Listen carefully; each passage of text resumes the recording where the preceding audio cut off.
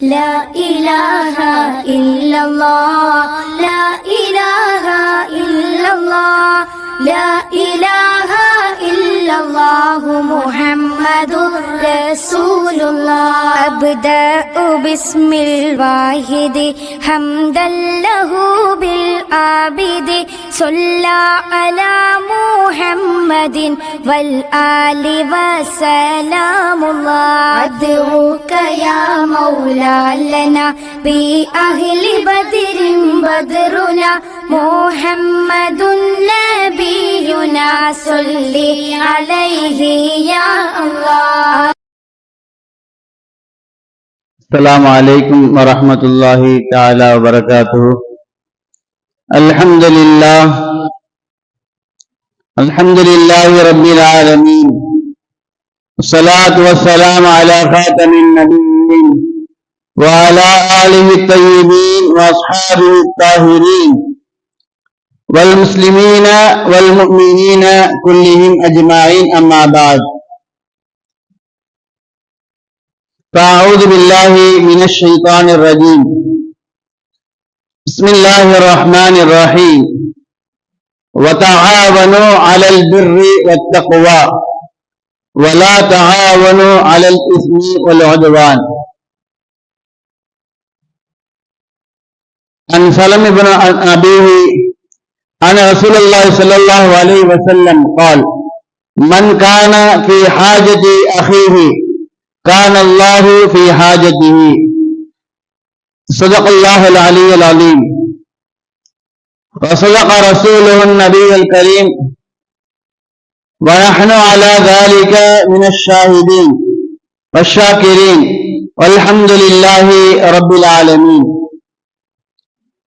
புகழ் அனைத்தும் வல்ல இறைவன் அல்லாஹ் ஒருவனுக்கு சொந்தமானது.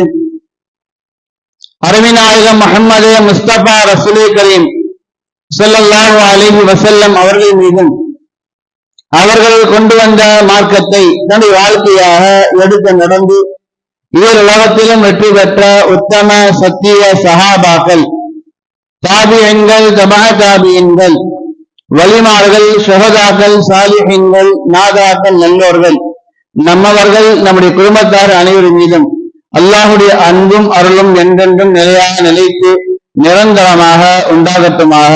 ஆமீன். இதனை நிறைந்த அல்லாஹ்வின் நல்லடியார்களே, அல்லாஹ் சுப்ஹானஹு வ தஆலா சில பல சோதனைகளை இந்த உம்மத்திற்கு ஒரு ரஹமத்தாக அல்லாஹ் தருகின்றான். وَلَنَبْلُوَنَّكُمْ مِنَ الْخَوْفِ وَالْجُوعِ وَنَقْصٍ مِنَ الْأَمْوَالِ وَالْأَنْفُسِ وَالثَّمَرَاتِ وَبَشِّرِ الصَّابِرِينَ. பயம், பசி, திடுக்கம், பொருள் குறைபாடு ஏற்படுத்துவது, உயிரே போகுவது, இது போன்ற பல சோதனைகள். நாம் எதெல்லாம் சோதனையாக நினைக்கின்றோமோ, எது நமக்கு சோதனையாக வருகின்றதோ அத்தனை சோதனைகளும் அல்லாஹ் நம்மை சோதிப்பதற்காக வேண்டி தருகின்றான். கடைசியாக சொல்கின்றான், சோதனைகள் வரும் பொழுது யார் பொறுமையாக இருக்கின்றாரோ அவருக்கு சுப செய்தி உண்டு என்பதாக அல்லாஹ் குர்ஆனிலே சொல்லி காட்டியிருக்கின்றான். அருமையானவர்களே, நம்முடைய பக்கத்து மாநிலம் பரவலாக பேசப்படக்கூடிய விஷயமாக இருக்கின்றது. கடந்த 2-3 நாட்களாக அதே பேச்சுதான். அல்லாஹ் சுப்ஹானஹு வ தஆலா அதே போன்று சோதனையிலிருந்து நம்மையும் நம்முடைய குடும்பத்தை அல்லாஹ் பாதுகாப்பானாக, நம்முடைய ஊர் மக்களையும் அல்லாஹ் பாதுகாப்பானாக, நம்முடைய மாநிலத்துடைய மக்கள், உலக மக்கள் அனைவரும் அல்லாஹ் பாதுகாப்பானாக. அருமையானவர்களே, ஒரு வகையில் பார்த்தால் நஷ்டத்தை போன்று தெரியலாம், மற்றொரு வகையில் பார்த்தால் ஈமான் கொண்ட இந்த மக்களுக்கு அல்லாஹ் சுப்ஹானஹு வ தஆலா ஷஹதாக்களுடைய நன்மையை அல்லாஹ் தருகின்றான். ஷஹீதுகளுடைய அந்தஸ்தை அல்லாஹ் சுப்ஹானஹு வ தஆலா இவர்களுக்கு இந்த ஆபத்தின் மூலமாக அல்லாஹ் தந்திருக்கின்றான். அப்படி என்றால் பெரும்பாக்கியசாலிகளாக கருதப்படுகின்றார்கள். நம்முடைய பார்வைக்கு அவர்கள் மண்ணில் புதைந்து இறந்ததை போன்று தெரியலாம், நீரில் மூழ்கி இறந்ததை போன்று தெரியலாம், அவர்களுக்கு ஏற்பட்ட கைசீதம் இழப்பு பெரிதாக தெரியலாம். ஆனால் உண்மையில் அவர்கள்தான் வெற்றியாளர்கள் என்பதாக மார்க்கம் நமக்கு சொல்கின்றது. மௌத் என்பது உலகத்தில் பிறந்த எல்லோருக்கும் வரதான் போகின்றது. யாரும் நிரந்தரமாக இந்த உலகத்தில் இருக்க போவது கிடையாது. இன்றல்ல நாளை அல்லது மறுநாள் என்ற ஒரு நாள் மனிதனாக பிறந்த உலகத்தில் படைக்கப்பட்ட அத்தனை ஜீவராசிகளும் இறப்பை சந்திக்கத்தான் போகின்றது. ஆனால் அந்த சந்திப்பை அவர்கள் விரைவாக ஏற்றுக்கொண்டார்கள். அல்லாஹ்வின் புறத்தில் சுஹதாக்கள் என்ற பட்டத்தை அவர்கள் பெற்றுக் கொண்டார்கள். அருமையாவலே பெரும் பாக்கியசாலியாக கருதப்படுகின்றார்கள்.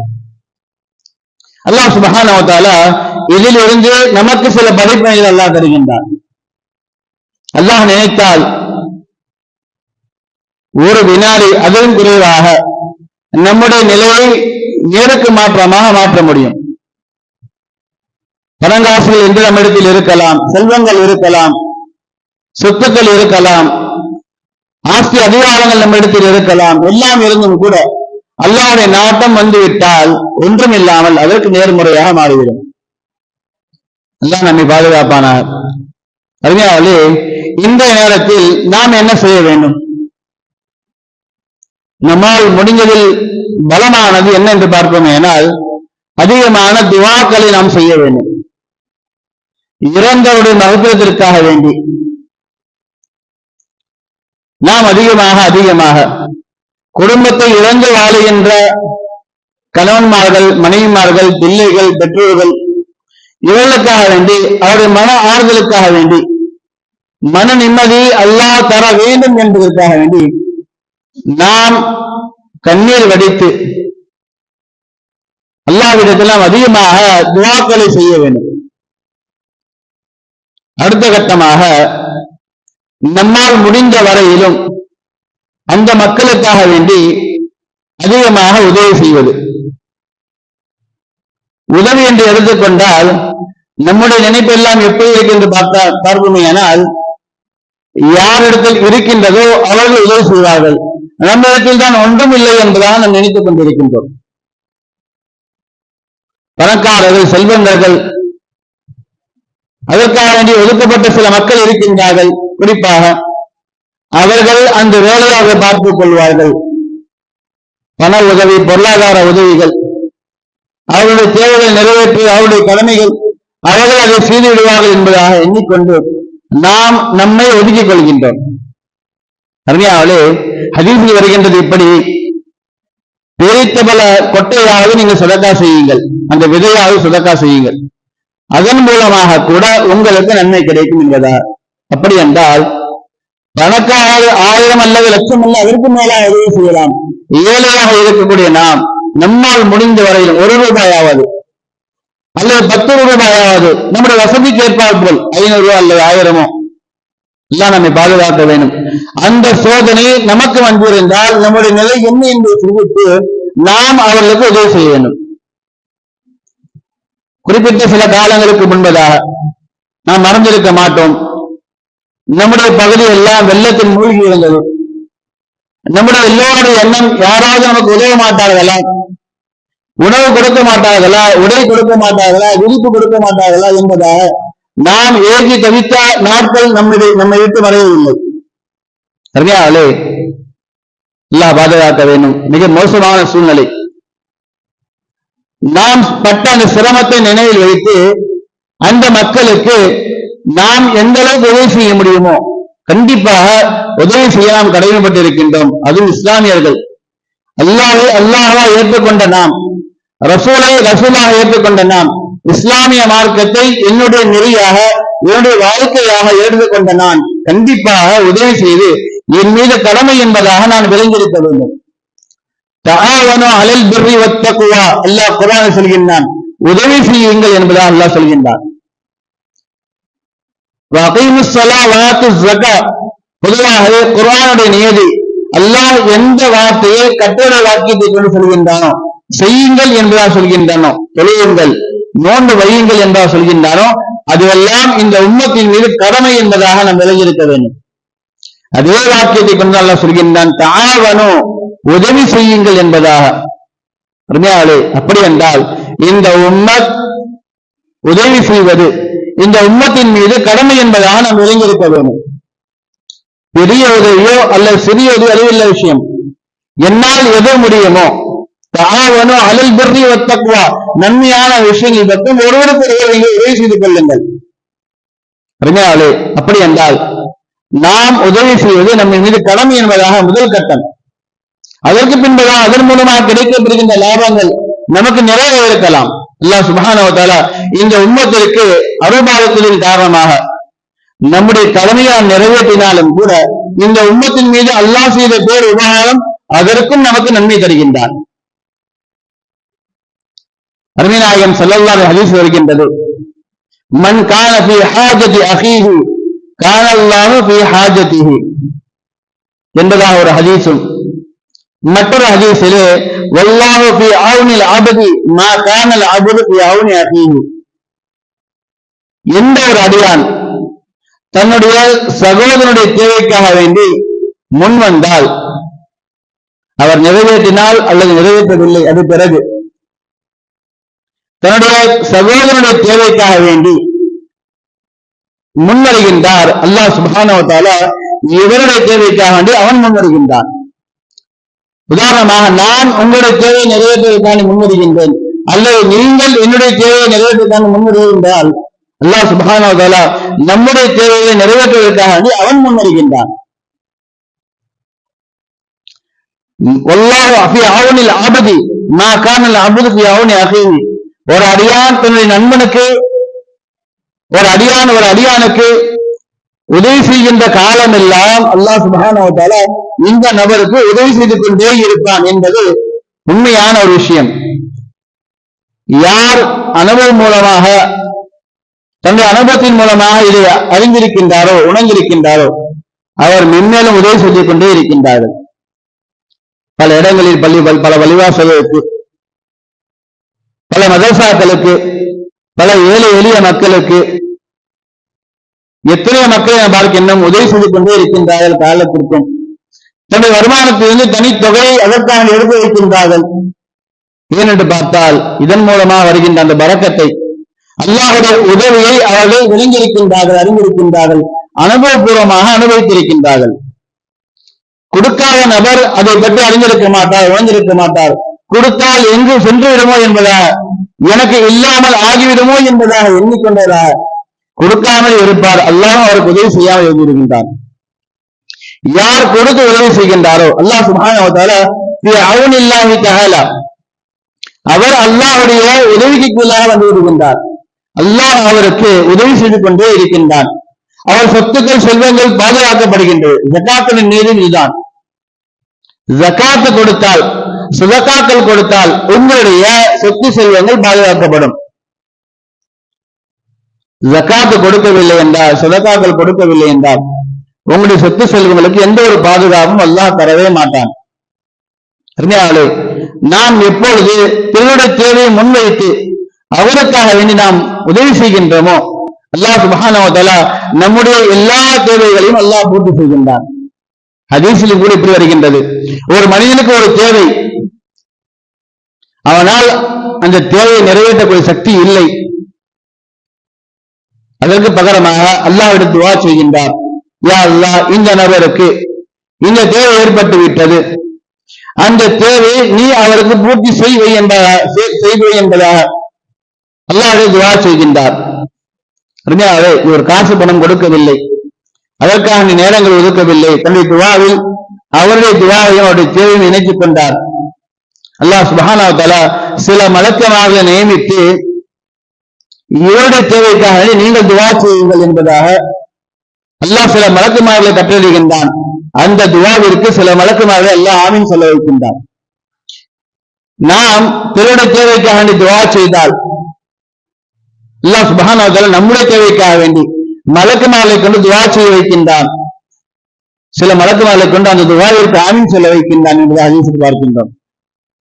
எவ்வளவு பெரிய வாக்கியம்!